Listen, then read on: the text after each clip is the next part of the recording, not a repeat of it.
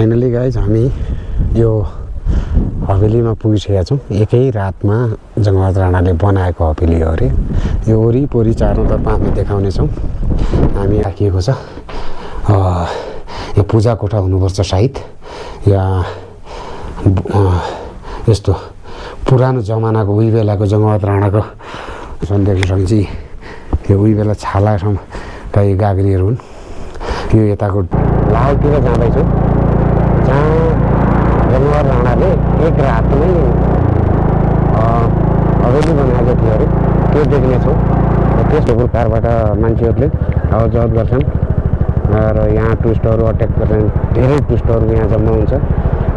हर ठाउँबाट, हर देशबाट यहाँ टुरिस्टहरू आउने गर्छ। यहाँबाट यो केबल कारमा माथि गएर माथिबाट प्यारासुटमा तल झर्ने गर्छन्। त्यसरी अटल टनल भारतको सबैभन्दा लामो सुरुङ मार्ग हेर्नेछु। नियमित अहिले त टुरिस्टको सिजन हो। माथिबाट पहिरो आउँदा यो देख्न सक्नुहुन्छ। रोड कति सुन्दर छ, टर्निङ साइडमा होटलहरू बनाइएको छ। यहाँनिर के भन्छ, टुरिस्टहरूको लागि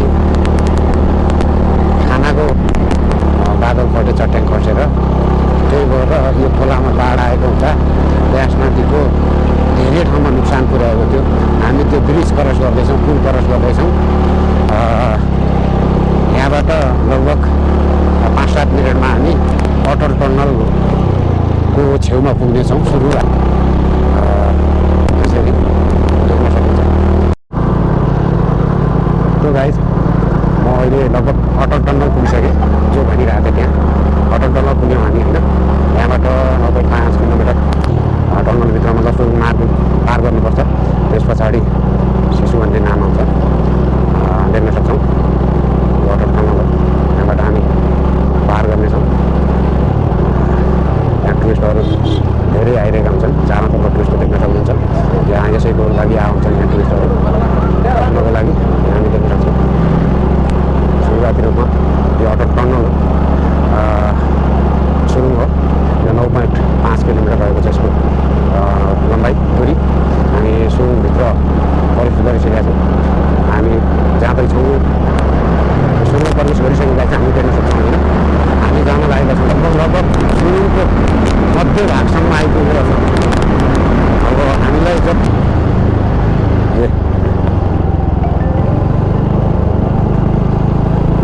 हामी बाहिर आयौँ। कति सुन्दर छ, तर म यहाँ पनि बादल लागेको छ सम्मको लागि। अहिले सुरुङ मार्ग भएकोले छिटो 10-15 मिनटमै बाहिर आइन सकिन्छ। हामी देख्न सक्छौँ। हामी यहाँबाट लेफ्ट साइड जानेछौँ। यता चाहिँ रोहताङबाट आउने बाटो हो। यता हामी लेफ्ट साइड जानेछौँ। लेफ्ट साइडतिर छ अरे। हामी आज जङ्गबहादुर राणाको एक रातको हवेली देखाउनेछौँ। यो पार्क एरिया हो, देख्न सक्छौँ। टुरिस्टहरू यहाँ दुनियाँभरिको यही हेर्नको लागि यहाँ आउने गर्छन्। हामी अगाडि बढिरहेका छौँ।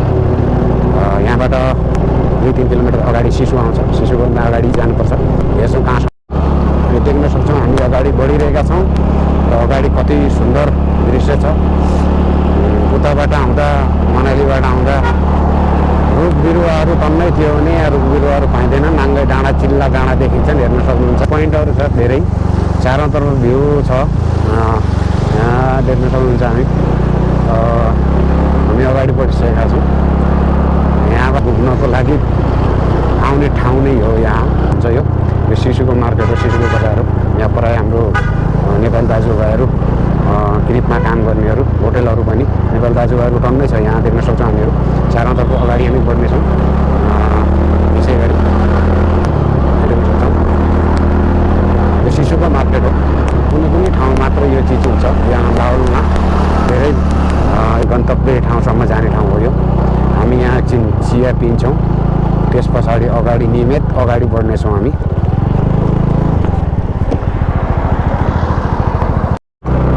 त्यो भने हामीले चिया पिएर अगाडि बढ्यौँ। बाँकी तल चाहिँ पछाडि क्याम्पिङ वगेरा छन् त्यसको लागि। नियमित टुरिस्टहरू बाइक मनालीसम्म आएर मनालीबाट बाइक लिएर आउँछन्। कसैले युपीबाट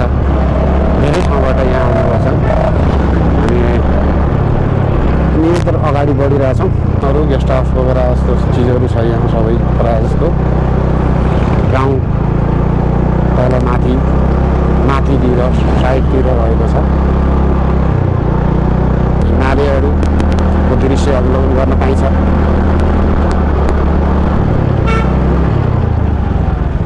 जाम लागेको अवस्था छ, देख्न सक्छौँ हामी।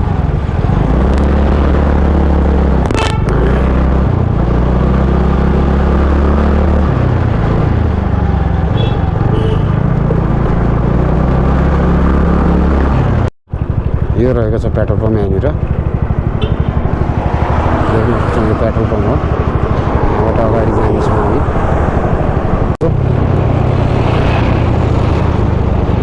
गाउँबाट राणाको हवेली पुग्नेछौँ।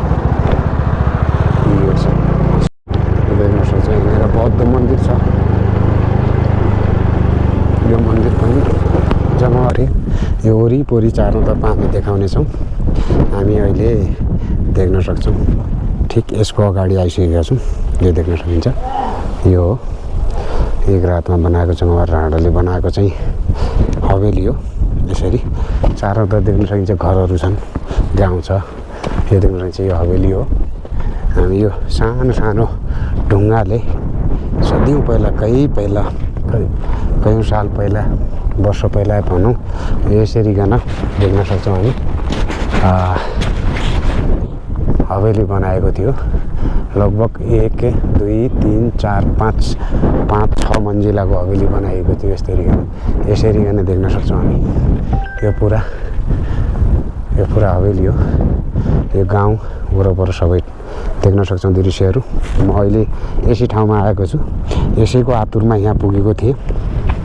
तपाईँहरूले देख्न सक्नुहुन्छ यो त पछि फिल्ड जस्तो टुरिस्टहरू आउने भएकोले फिल्ड जस्तो बनाइएको छ यहाँ, होइन?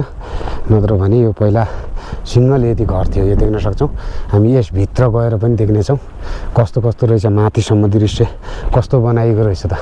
दरवाजा खुल्लै छ, कस्तो बनाइएको रहेछ देख्नेछौँ हामी भित्र गएर। यो सानो सानो यसरी सानो सानो ढुङ्गाले कई साल पहिला यसरी बनाइएको रहेछ देख्न सक्छौँ। यसमा त्यति बेला सिमेन्ट पनि हुँदैन थियो अरे। कसरी यो देख्न सक्छौँ पुरै कस्तो गरेर हामी सिडी चढेर माथि आएर यसरी देख्न सक्छौँ। यो पानीको धाराहरू छ, गाउँ छन् वरपर सबै ठाउँ। यो हामी हवेलीभित्र चाहिँ प्रवेश गर्दैछौँ। हेर्नु सक्छ यस्तो निहुरेर झुकेर चाहिँ जानुपर्छ। टुरिस्टहरू आउने गर्दा रहेछन् यहाँ। यहाँबाट देख्न सक्छौँ खिड्की बनाइएको छ यसरी। यो देख्न सक्छौँ यो माथि जाने। यो भित्र पनि लाइट सायद अँध्यारो होला, अँध्यारो छ। तपाईँहरूलाई म एकछिन उसको के भन्छ मोबाइलको लाइट बालेर तपाईँहरूलाई देखाउनेछु, होइन? देख्न सक्छौँ यो यस्तो गरेर लाइट बाले। यो देख्न सक्छौँ यो उतिखेर रुम बनाइएको थियो, देख्न सकिन्छ। यहाँ खिड्की छ उता कत्रो सानो, माथि काठले बनाइएको छ, देख्न सक्छौँ। अँध्यारो छ त्यही भएर यति स्पष्ट देखिँदैन। यसरीकन यो देख्नु काठले र सानो सानो ढुङ्गाले उही बेलाको बनाइएको थियो त यो दरबार देख्न सकिन्छ। यहाँबाट एक अन्डरग्राउन्ड रहेछ। सबैभन्दा हामी पहिला तल अन्डरग्राउन्ड जानेछौँ। अन्डरग्राउन्ड कस्तो रहेछ हेर्नेछौँ। यहाँ देखिन्छ बा अन्डरग्राउन्डमा लाइटको कमीले हेर्नु त एउटा रुम यहाँ बनेको छ यसरी। यो देख्नुहुन्छ यो अन्डरग्राउन्ड हो। जमिन मुनि त छैन तर यो तल आउने त्यस्तै हिसाबले अन्डरग्राउन्ड बनाइएको छ। एउटा रुम यता छ, यो देख्न सक्छौँ। यो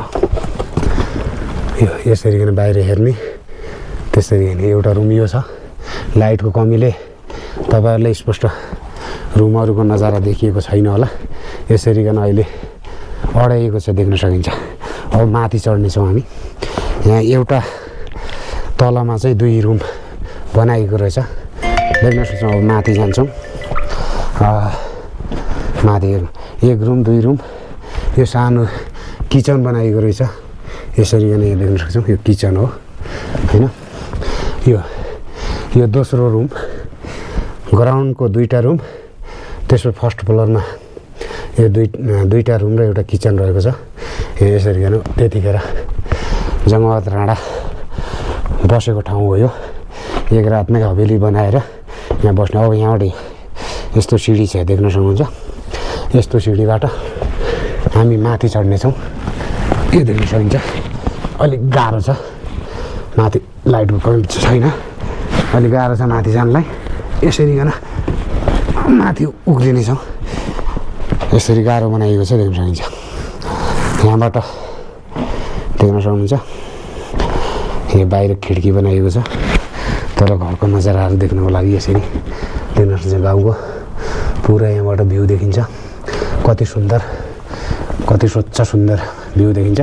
यो माथिल्लो तेस्रो तलामा आयौँ हामी। तेस्रो तलामा यो देख्न सक्छौँ उतिखेरको कलाहरू खिड्कीहरूमा देख्न सक्छौँ। अनि यो तेस्रो तलाको यो एउटा रुम देख्न सक्छौँ। यसरी यहाँ देख्नुहुन्छ यो मूर्ति स्ट्याचु राखिएको छ। जङ्गबहादुर राणाको स्ट्याचु हो देख्न सक्छौँ हामी। यो देख्न सक्छौँ जङ्गबहादुर राणाको स्ट्याचु देख्न सक्छौँ। यो यसरी यहाँ राखिएको छ।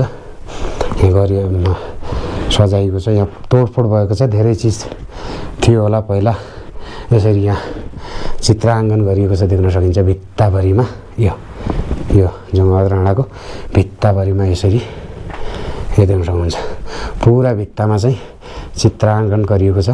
यो पूजा कोठा, गौतम बुद्धको फोटा पनि देख्न सक्छौँ हामी। धेरै फोटाहरू आकृतिहरू देख्न सक्छौँ यहाँ यसरी, होइन? यसरी देख्न सक्छौँ। यो हर चिज यहाँ अब पुरानो भइसक्यो नि त, त्यस कारणले यस्तो भइरहेको छ। यो चारौँतर्फ चित्र छन् यसमा। अब लाइटको कमीले गर्दा स्पष्ट र पुरानो भइसकेको कारणले स्पष्ट देख्न सकिएको छैन।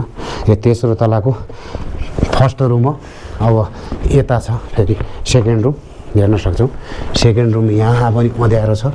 अब त्यहाँ त जङ्गबहादुर राणाको स्ट्याचु राखिएको थियो, मूर्ति राखिएको थियो देख्न सक्छ। यहाँ पनि यस्तो हिसाबले यो बनाइएको छ देख्न सक्नुहुन्छ।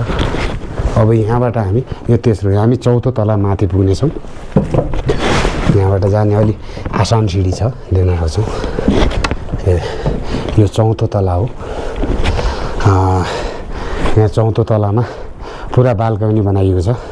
यहाँबाट दृश्य जता पनि देख्न सकिन्छ देख्नुहुन्छ। चारौँतर्फ बाल्कनी बनाइएको छ। बाल्कनी हो यो बस्ने, जङ्गबहादुर राणाको फ्यामिली बस्ने। यसरी होइन चारौँतर्फ देख्न सक्नुहुन्छ। यो चौथो तलाको यो देख्न यस्तो छ। उति बेला यस्तो हिसाबले देख्न सक्नुहुन्छ। जङ्गबहादुर राणाको पालामा यसरी गर्न यो चिज बनाएको यहाँ देख्न सक्नुहुन्छ। विभिन्न जङ्गबहादुर राणाको पालामा मनाइने मानिने देवी देवताहरूका सम्पूर्ण यहाँ मूर्ति स्ट्याचुहरू देख्न सक्छौँ। मूर्ति कलाहरू बनाइएको यसरी राखिएको देख्न सक्छौँ। यो उति बेलादेखिको हो, जङ्गबहादुर राणाको पालादेखिको। यो पनि उतिखेरको पानी खाने देख्न सक्नुहुन्छ। यो पानी खाने कुनै गाग्री जस्तै हाम्रो त्यस्तो होला, उतिखेरको हो देख्न सक्छौँ। यो हर चिज जस्ताको जिउको त्यो राखिएको छ। अब भित्र कमरामा प्रवेश गर्नेछौँ। भित्र कमरामा पनि तपाईँको देख्न सक्छौँ टोटल यसरी यो देख्न सक्छौँ। यसरी नै त्यति बेलाका सबै देवी देवताहरूका मूर्तिहरू यहाँ टन्नै राखिएको छ। उता लाइटको कमी छ, तपाईँलाई देख्न सक्छौँ। यो लाइटको कमीले यो देख्न सक्छौँ। यो गएर यसरी पुरानो यस्तो बनाइएको थियो। यहाँ पनि भित्तामा पुरै चित्राङ्कन गरिएको छ। उही बेला त्यति बेलादेखि धेरै चिजहरू बनाइएको थियो होला। अब यहाँ बनाइएको छ। यी मूर्तिहरू यसरी राखिएको छ चारौँतर्फ, यो देख्न सक्छौँ हामी, होइन? यो ढोका हो। त्यस पछाडि हामी अब यस पछाडि अन्य माथि पनि छ, त्यहाँ पनि जानेछौँ। त्यहाँ पनि देख्नेछौँ के कस्तो छ भन्ने। यो देख्न सक्नुहुन्छ। यो पुरानो उति बेलाका त्यति बेलाकै काठकै सबै सामानहरू थियो देख्न सक्छौँ। यो जङ्गबहादुर राणाको एक रुम हो। यो पनि हवेलीभित्रको हैन। हामी 4औं तला माथि छौँ। अब योभन्दा माथि जानेछौँ, अगाडि जानेछौँ। देख्न सक्छौँ हामी यहाँबाट आएका थियौँ। अब यहाँबाट माथि अब यो 5औं तला माथि हेर्न सक्नुहुन्छ। यसरी यो 5औं तला यो लास्ट हो, 5औं तला हो यो। यसरी किन यो यसरी दरवाजा लगाइने गर्थे। यो दरवाजा हुन्। यसरी चाहिँ दरवाजा माथि आउँदा यो 5औं तला हो। 5औं तला पुरा हल रहेको छ। यहाँ पुरानो त्यति बेलाकै पुरानो यो छाला सम्बन्धीहरूका चिजहरूका यो यस्तो चिजहरू बनाएर राखिएको छ। यहाँबाट बाहिरको दृश्यको भ्यू देख्न सक्छौँ हामी। यस्तो देखिन्छ, देख्न सक्छौँ। यो चारैतर्फ पुरा हिमालयको काखमा यस्तो ठुलो ठाउँमा हेर्न माथि पुरै काठ हालेर त्यति बेलाकै काठ हुन् यिनीहरू देवदारको। उति बेला जङ्गबहादुर राणा बस्ने कुर्सी हेर्न सक्नुहुन्छ। यस्तो रहेको रहेछ हेर्नु त्यो कुर्सी। यो त्यति बेलाको अधानी पानी खाने गाग्रीहरू छालाका सम्बन्धी छालाका उही बेला छालाका यो गाग्रीहरू ढोका हुनुपर्छ। यहाँबाट अनि बाहिर भ्यू देख्न सक्नुहुन्छ कस्तो रमाइलो हुन्छ। देख्न सक्नुहुन्छ उहाँ गाडी हेर्दा यो देख्न सक्नुहुन्छ पारिपट्टि कति राम्रो दृश्य देख्न सक्नुहुन्छ पुरै यहाँबाट बाहिर हेर। अब यहाँबाट यो 5औं तला भयो, यो देख्न सक्नुहुन्छ हल छ। यहाँबाट पनि माथि रहेछ 6औं तला। 6औं तला माथि के रहेछ त हामी अझै पनि अलि अप्ठ्यारो छ, बाहिर यताको साथ माथि जानुपर्ने हुन्छ।